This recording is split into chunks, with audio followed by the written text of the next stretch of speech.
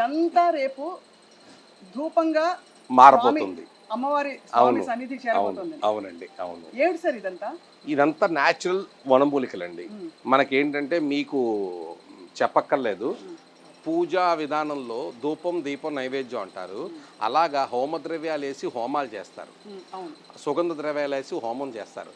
ఆ హోమం నుంచి వచ్చిన ధూపాన్ని భగవంతుడికి ధూపు కింద మనం సమర్పిస్తాం అన్నమాట. ఆ సమర్పించే విధానాన్ని అంబికా దర్బాపతి ద్వారా సింపుల్ చేసాం అన్నమాట. ఈ రోజుల్లో సాధ్యపడదు కాబట్టి, ఆంధ్రలలో యజ్ఞాలు హోమాలు సాధ్యపడదు కాబట్టి అంబికా దర్బాపతిలో ఆ హోమ ద్రవ్యాలన్నీ కలిపి ఇలాగా తయారు చేసి దీన్నే అంబికా దర్బాపతి కింద తయారు చేస్తాం అన్నమాట.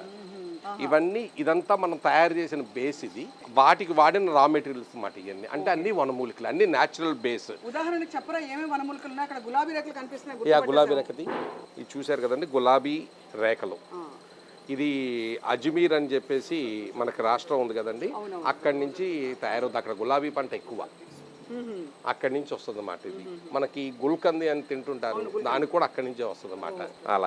అలాగే అగర్ చెక్కది, ఇది ఇండోనేషియా నుంచి వస్తుందండి. అగర్ చెక్క అంటే మీకు పురాణాల్లో చెప్పే ఉంటారు. అగరు చెక్క ఆ ఒక్క ప్లాంటేషన్ దగ్గర అమ్మవారు కొలువై ఉంటుందంటారు. ఇది పూజకి చాలా ప్రాముఖ్యత ఉంది దీనికి. ఇది ఇండోనేషియా నుంచి మేము ఇంపోర్ట్ చేస్తాం. ఇంపోర్ట్ ఇంపోర్ట్ చేసి ఇక్కడ దొరకదండి.